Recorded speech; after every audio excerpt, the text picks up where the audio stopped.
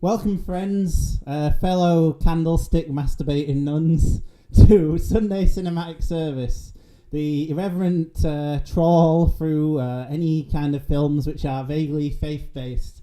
Here with your hosts, Marcus and Heath. Heath, wake up! What? Oh, we're recording the podcast. Oh, shit. Really? Yeah. Fuck. What happened? What happened? Oh, okay. I've wheeled you over to the microphone. All right. We're going to discuss Ken Russell's The Devils. Yeah, I saw like the first 40 minutes of that. All right. Yeah. Very little happens after that. Oh, okay. Not too much research done on this. Made in 1971. Oliver Reed's in it. Vanessa Redgraves is also in it. Vaguely, the plot is about a priest who is sort of the head of a town called Ludin. For various sort of political machinations, people want to get rid of him. A hunchbacked nun claims that he has infected her with sexual desire. And it also seems like Oliver Reed has infected the entire town with his desire. His red hot, sort of chubby, horribly mustached, drunken-looking face. There's a scene at the end of this where he gets burned, and like it's supposed to show that like he's like, you know, he's like becomes black, like charcoal black. Yeah. And I was like, that's the best he's looked in the whole film. With him screaming, "Don't look at me! Don't look at me!" But yes. One of the reasons it's quite hard to explain the film, we'll probably get into sort of how confused sort of a lot of the character motivation and sort of from scene to scene, it seems almost like the plot just changes to whatever sort of is necessary for what Ken Russell is trying to do. Anyway, so I introduced it last week saying I remember watching this as a kid and thinking it was one of the worst films I've ever seen.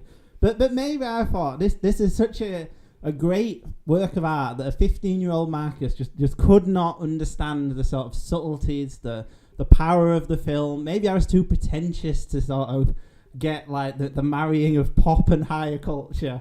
So that in mind, Heath, what did you think of Ken Russell's ZZZ, The Devils? Well, I've also that was a joke, by the way. You did in fact watch the whole film. Yes, I did watch the whole film. Unfortunately, I wished for the sweet release of Oblivion many times throughout it, but no, I got all the way through, and I was sober the whole time. You did offer me a beer during it, but I didn't think that would help. Well, beer makes you sleepy. And I think that would have been the end of that. But no, I have never seen a film with everything dialed up to 11 that is so fucking boring.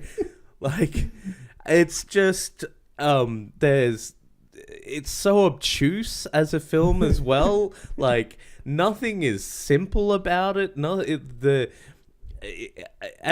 I'm sure, like, in Ken Russell's mind, there were like layers of meaning to everything in the film. It's very much a film of purpose. You can sort of see that, but it is just so unwieldy as a piece that it's so difficult to get through, and it is incredibly boring.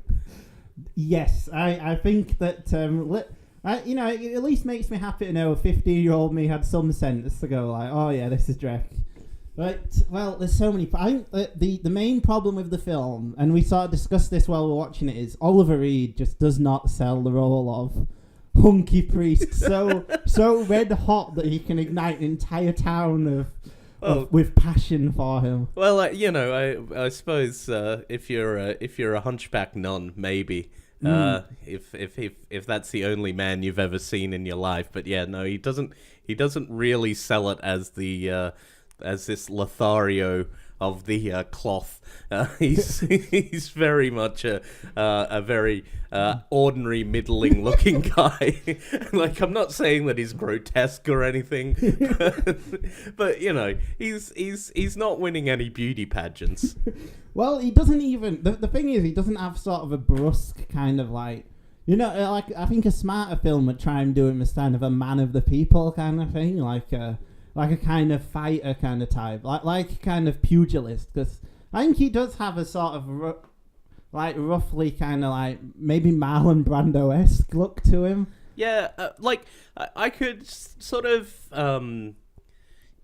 I could imagine it being like what you say, if he was more of a man of the people, if he was more probably a bit more personable as well, because he's an intensely difficult man.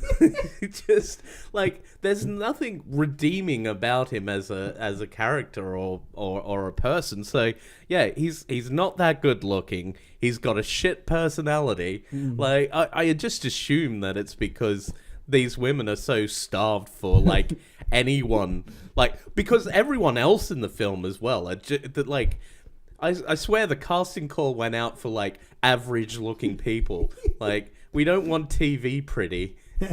we don't even want like man on the street pretty. well there's kind of a formula to whenever he's with a woman, or like they'll introduce the woman who goes like confession or something. She goes like, I have dark desires for a man. A man. Not you, but oh, I love you so. Then he'll go, leave, you harlot, exactly. You devil scum. Oh wait, just go back to my place though. No, then it'll go, you harlot. Then it'll like cut to him looking sort of ponderous, or as ponderous as all the lead can look, so sort of like vacant. Then in voiceover, like, she must be mine, she is my wife. Well, that's the weird thing as well. It has some kind of like conservative view of romance where like it's like, I want her body, I must marry her instantly. But the girl in it, whoever she is, whom he does actually marry. She's the only one he does marry, despite seemingly fucking his way around this very small town, with little to no consequence until obviously he gets the magistrate's daughter pregnant. Yeah. Well, for a film where there's like large swaths where nothing happens, like the character motivations are so weak. Like I think that's a perfect example. So literally in the scene she's introduced, the woman he marries, he literally says he loves her like 10 seconds after she is like introduced. We get the voiceover where it's like, and I love her.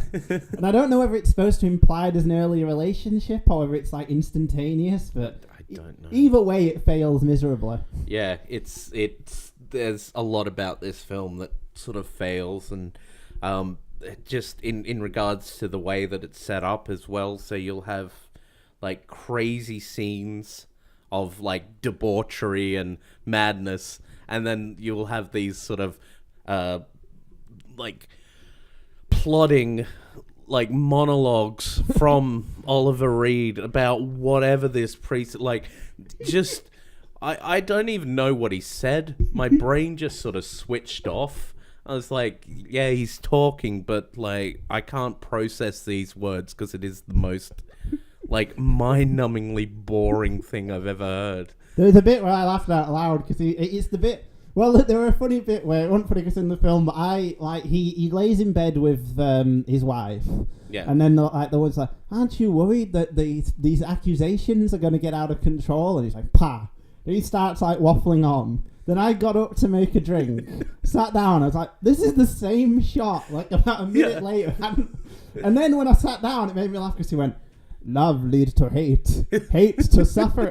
It's like word for word the bit in the prequels. Remember that the golden egg leads to hatred.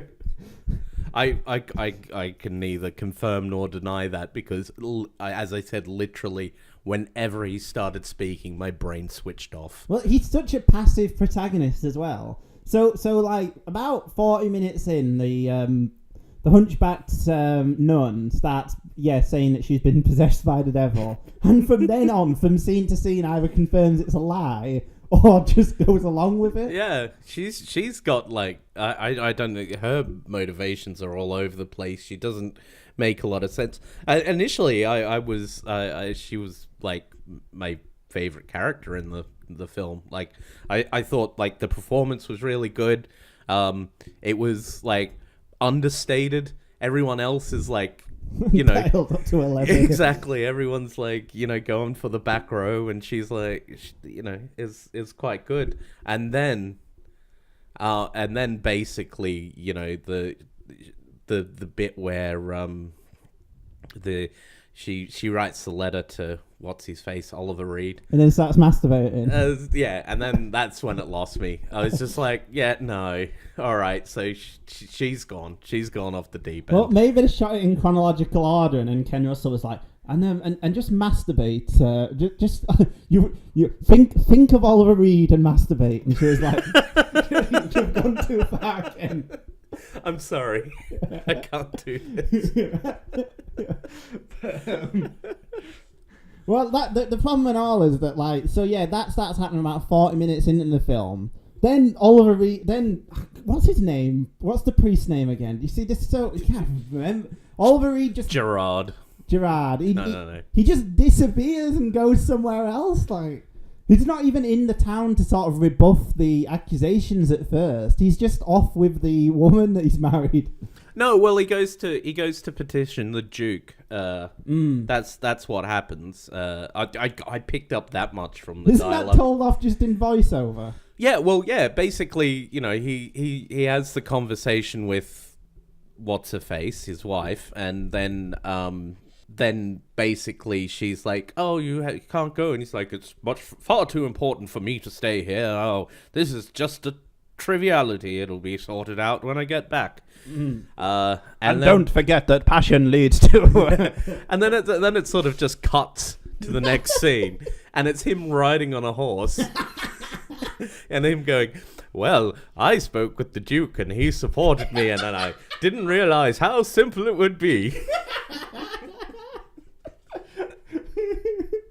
I love the scene and all where they're trying to do like backstory for him, and it's just that guy being wheeled around and like they just read from a report. Oh yeah, he's had 7 years of Jesuit school.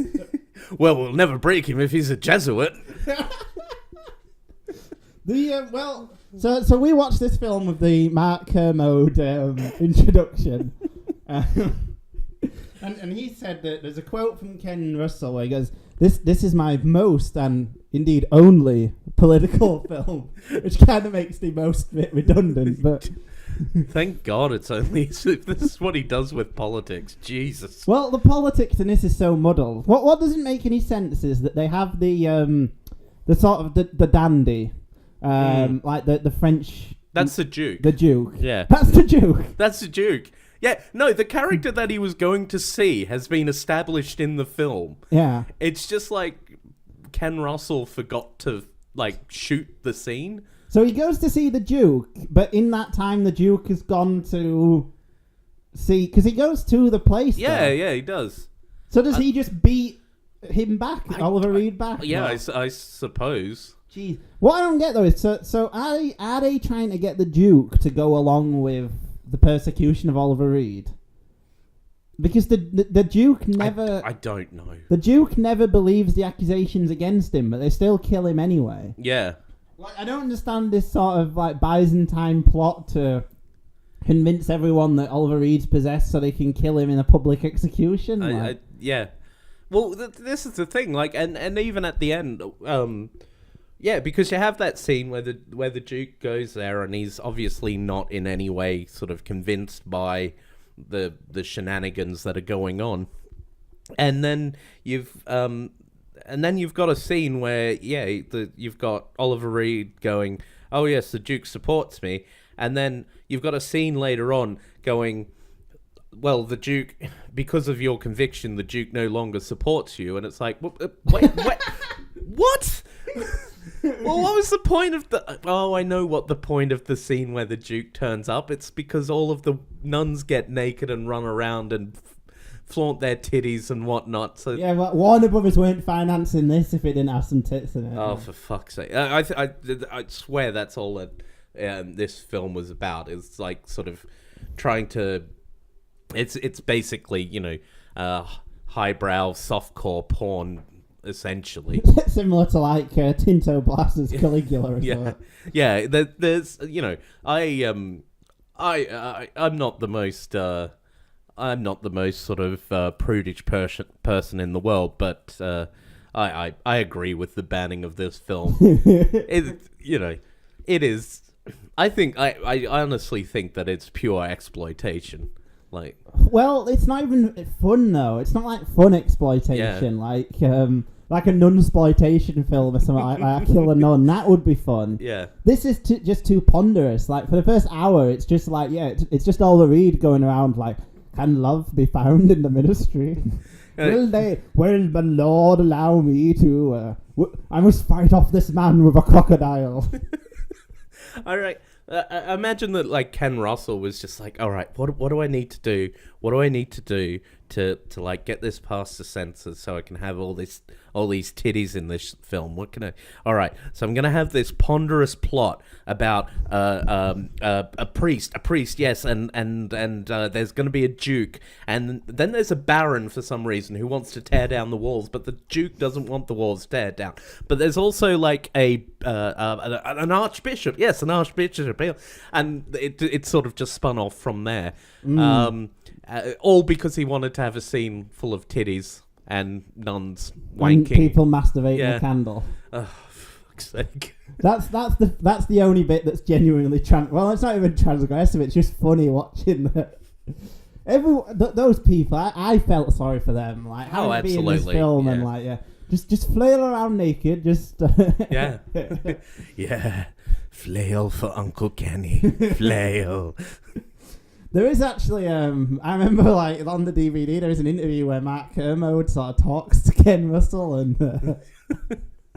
that's an odd one. But this film is just a failure. I don't understand how anyone could take it seriously, and like, I think it's one of the greatest films ever. I don't understand either. It is, it's like, I don't think there's anything sort of. Like, actually, no. There are redeemable parts to this film. It looks really good. Yeah, it looks amazing. I think the set design is amazing. It is interesting, visually interesting. Like, the cinematography, the set design, the costumes whenever people are wearing them. Are all great and fantastic and beautiful, but the craft involved is high. Yeah. Everything else though, like the acting, like the story is just so. As I said at the start, obtuse. It's so difficult to sort of get through. For a film with very little happening, like they've packed it so much of like conflicting, like. This person actually follows this person, but when it's convenient, they follow this person, and and it just doesn't sort of, and then as I said, you've then got the batshit crazy scenes followed by these just horribly boring, monotonous, like conversations or monologues, and It's got some redeeming features, but there is nothing in this film that I would make me go, oh, this is my favorite film. I'm assuming Mark Kermode has probably got some sort of like nun fetish or something like that. Like, he probably sits at home and masturbates to this film. I don't know. Light some big church candles and on a candle. I'll have to try and find like a review or something he's given. And we'll have to like try and combat it in like a bonus or something like. Yeah. See what he said, but what I found like weird. This film obviously, I wonder if it was given like just in like big like like here's the whole thing to the editor, and he just went, oh shit, this is really boring, and was like, what if every 10 minutes we just put in like one of the crazy scenes Ken's done. Like a lot of scenes could really be in any order, like for the first hour. Yeah. Oh, like it's just in the order that they're in, it doesn't really make a lot of sense anyway. So why not? Why not mix it up a bit and just? Some of it and all has got some kind of like grotesque, like let's stare at these freaks quality. Like the bit where the hunchback nun gets the exorcism. That is awful. To watch, yeah, and the actually that's something I wanted to bring up in regards to the score. Sometimes, sometimes. Right, calm down. That's what it's like, though, isn't it? Yeah, like, sometimes it works really well, and that sort of thing. But in that scene, you had sort of the brass section almost doing sort of like a. This is the scene where they basically put hot liquid up a vagina to get a demon out. Yeah. And the horn section in that is like playing almost comedy type. Like, oh god, it's just so like it doesn't make any sense, and it's sort of it doesn't even it makes it seem like it's supposed to be like this sort of funny scene, but it's not. It's objectively like awful. It's horrifying. Yeah. So yeah, the score works in some cases. I think the point of it was that you had this sort of really over the top sort of bombastic sort of loud, disorganized sort of thing. Yeah. To relate the insanity of the situation that they were in, but that kind of then led to like what I was saying, that there were bits where. It just seemed inappropriate. The score seemed very inappropriate for what was happening. But so that's another minus. Another mark against it. Yeah. What also I think works against it is that like it's obviously trying to say something about the destruction of the town at the hands of the villains. Like the last shot of the film. Don't watch this film. For anyone who wants to watch it unspoiled, don't listen to this now. So they kill. They kill. We've already established this. Yeah, they kill Oliver Reed, but then like the last shot is like the town is in ruins, and then it's like his wife walking on, implying I'm assuming everyone's been killed. Oh, and also the brilliant bit of exposition where the bad guy's like, and now we will ransack the town. to the hunchback nun. Yeah. Oh well. Yeah. I think the most. Stupid bit really was like when they were burning him and that sort of thing, and then he and then just as he expires, they like set off explosives and blow up the walls. that was comedically timed.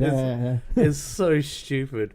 Yeah, a transfer of power has taken place. Quick, grab hold. I think I think. The idea of it was to sort of, show like the sort of political machinations and that sort of thing that goes on, and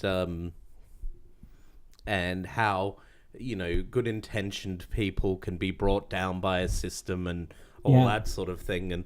But it's just so laborious. Well, it fails to really tell that story though, because like he has done nothing wrong, Oliver Reed, apart from marry that woman. Yeah, and it's well, he's he did also knock up that other woman and then tell her to fuck off because she was pregnant. Like, well, this makes no sense now, because right at the beginning, like when he's like assistant, who's barely in the film after this, goes like, "Why do you do this?" He's like, "Because I want to get to God sooner." Like he basically says he's like basically suicidal. Yeah. And, like, but then that's not ever brought up again. He never is like that blazing or anything. Like, yeah, he's looking for death by cop, basically. Yeah. Or that, that's never sort of brought up again. Like, the people in the town as he's getting killed, like he like looks out and they're all supposed to be like decadent and like they've like gone so far and stuff. Like, burn him, kiss him, kiss him. That was I think that was your loudest laugh. Yeah, the kiss. Well, it's just reminded me of like when you're watching a sort of like an action movie, and they have that intense scene where the two, like the villain and the hero, are facing off with each other and they're very intensely looking into each other's eyes, and you're like, kiss, kiss. But yeah, like they're so decadent. It's like, oh, they deserve to be brought down. And then the next scene is this long, slow, like she's walking through and everything's gone. Like, how is this supposed to be tragic if in the very last scene they're all so decadent? They kind of like deserve to. Yeah. And I don't understand like the why the city was brought down like so quickly. That's the other thing. Like I realize that it's probably just sort of, shorthand and that sort of thing, giving the end result and that, but it just doesn't make any sense at all from a. Well, they did in one line say they wanted to raise the town in case if the people of the Protestants rose up again. Yeah, well, this is the other thing, is that the point of it wasn't to, like, destroy the town completely. It was just to get rid of the walls in case of a Protestant uprising. so they didn't have the level of protection that they normally would. But, like, in the end, they just, like... raise it, yeah. They just fucking kill everyone, get rid of it. Like, it just doesn't make... Again, it does not make any sense. Well, it's a film torn between being a character study of an intensely boring, plodding character, and also being like an epic treatise on like the role of religion and the state and politics and dukes and kings, and because like there's no stakes and anything in that, and yeah, the character's too boring to be interested in about him, so it fails at both and never really commits to either enough to, and it's not about insanity either or like repressed. It's trying to be about repressed sexuality as well, but it doesn't really work. Yeah. Because none of the other nuns, apart from the hunchback one, are like established enough. And yeah, well, yeah, and there's that other nun that masturbates to the hunchback nun. That like, scene whipping is hilarious. Herself. Oh, it's just. Oh, it's just. Look. I imagine we can go over this for probably another 15 minutes, just rehashing the same points, but ostensibly we're a faith-based podcast. Yes. How is the portrayal of faith in this film? Well, I found it interesting because is this supposed to be like supernatural elements within this film? So it seems to kind of hedge its bets. Like, why are they so in love with this Grandier? That's his name. Yeah, Grandier. Because like it's not just the hunchback nun who has some sort of like introduction of why she is, because no one likes her, she's hunchbacked. But then all the other nuns are also attracted to him, and like they all go insane at the exact same time. Like, yeah. What's the reason? Is it, like it sort of hedges its bets between being like there's no logical reason for that and all, but they also establish it's like a witch hunt against him. Yeah, is it sort of just a sort of group hysteria, really? Like, because it doesn't really happen until after the Mother Superior, she is essentially beaten and raped and whatnot, and then the nuns react to that, and then they're beaten and nearly killed as well. So I'm wondering whether this is triggered like some sort of group hysteria, because they weren't really crazy up until the point where they were about to be killed, and then the other priest saved them. Yeah. You see, a good film would have just been about the nuns and like the father. Yeah. That's potentially quite interesting. I know, a convent going spontaneously mad because of like repressed sexuality. Yeah. You do something like the film Picnic at Hanging Rock or something, where it's like cloistered, claustrophobic atmosphere, and like him as kind of this ambiguous figure who's kind of taking advantage of them, but he doesn't deserve. That would be interesting, but this doesn't make any sense. No. And all, it's so exploitive. Like, yeah, that we hate to. If you've not seen it, probably the only scene worth watching is the sort of bit where they all go insane. Not because it's good or even like titillating, just because it's just so ridiculous and exploitive, and like it's such a sort of like it's a relic of the 70s, really. When where you'd get big studio films with just like TNA everywhere to try and get people in, like.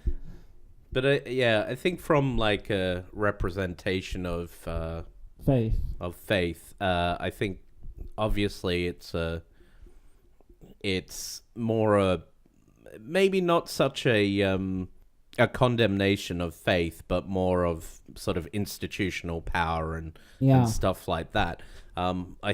yeah, like even though the sort of the villains of the piece are really, the archbishop.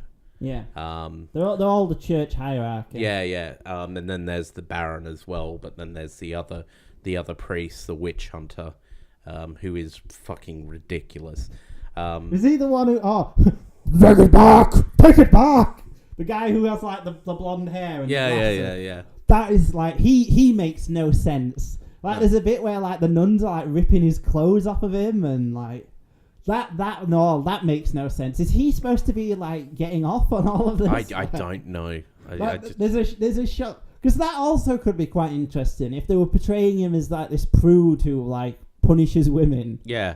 But that was the bit you laughed at most actually. There's the bit where like the hunchback nun is like, oh, I want to take my accusation back. Yeah. Then he's like, we must deal with this in different ways. Oh yeah. Then he sort of like, well, you don't really see what he does. You just see like the really skinny one just reacting, like his eyes like bulge and pop. Yeah, like, no, just the looks on his face. Like obviously, this witch hunter guy is fucking the yeah. Like that's obviously what's happening. But the reactions on the other priest's face is they're just perfect. Like it's comedy gold. Yeah. If you can find a clip of it on YouTube, it's just it is brilliant. I might actually like cut it out of the film and just put it up, just for people to watch. It's like the perfect like GIF or something. Like you'd have like something like vaguely sexual, then like his like, like But like that and all would be interesting if they went in touch with it, like the way that they're like abusing these sort of sexually frustrated women. That would be, but yeah, they just don't do anything with any of the things. Like the interesting subtext is so badly done and contradictory within itself because it is trying to exploit it as well. Like, yeah, I'm completely done with this film, to be perfectly honest. Yeah, it doesn't portray. It portrays. I think we're supposed to respect sort of Grandier's vision of the church and hate the hierarchy behind it. Yeah. But like his vision is just ponderous speeches that don't help anyone, and he's a dick anyway. And the only reason like he's interested in sort of like this sort of reformation of the church is to get his end away. Like that's it. Like he's and that's fine if you if that's what you want to do, don't become a priest. Like that's what you signed up for, so it's not like they changed the rules halfway through. Like, he's Oliver Reed, sex magnet. Yeah, exactly. Well, yeah, exactly. I suppose if you were Oliver Reed, the tepidly sexy man he is. He does. I think he must know to a degree because he does try and do some very intense looks and like. Yeah. Every time the camera just puts that on his face and it's just trying so hard to look serious, like it's just hilarious. This is it's a nightmare of a film. Do not recommend. Would you say it's worse than? I think we said The Passion of the Christ was the worst film we'd watched. Oh, this is worse than Passion of the Christ. I think this is slightly more I know it's not interesting, but like that film is so repetitive. The Passion, like. Well, like I think this is more exploitative. You also do get your sort of torture porn in it as well. Oh, like the bit where they like hack at his like legs. Yeah, exactly. And then they like take him to the nunnery, and get him to try and get him to confess and that sort of thing. And like they kick him off the litter that he's on and whatnot. It's just, I honestly do not have anything else to say about this film. It's terrible. Do not watch it. By far, do you think this will be the worst thing we watch for it? Can you imagine a worse film? Was 15-year-old me right saying this is one of the worst films ever? Yeah, absolutely. I think it is one of the worst films ever. I reckon we may top it. I don't know. I think there may be worse out there. Oh, that's actually... Is A Matter of Faith worse? A Matter of Faith is more entertaining. It's not as well made, but it doesn't like it's paced a lot better than this film. Yeah. Like, it doesn't have like its pacing problems at least contained to probably the last third of the film, whereas this one is just pacing problems throughout. It's ponderous and awful and as you say, I don't think you could imagine a more exploitive film also being this dull. Yeah, it was. That's right. Just there's so much about this film that could potentially make it a really good, interesting story, but it's just not. It's just it's difficult. And with that we'll end. Don't watch it, and we've got to watch something. So when Chris is on, we'll do Dogma. Yeah. Unless you've already done Dogma, depends on the schedule you've got of uploading stuff. Hope that was a good episode if we have done it. If not, hope it will be. Yeah. But we'll do something else. I'm thinking one of the Bergman films. They're shorter at least, and at least good, and like acclaimed. This film has kind of like disappeared as well. Like it's only real freaks like Matt Kermode who think it's good. And as well it should disappear. Yeah. Like, this should be just a relic of an age where that shit. Well, it wasn't even acceptable at the time, but it's just. I think it's best left alone. Yeah, and we'll try and do something better.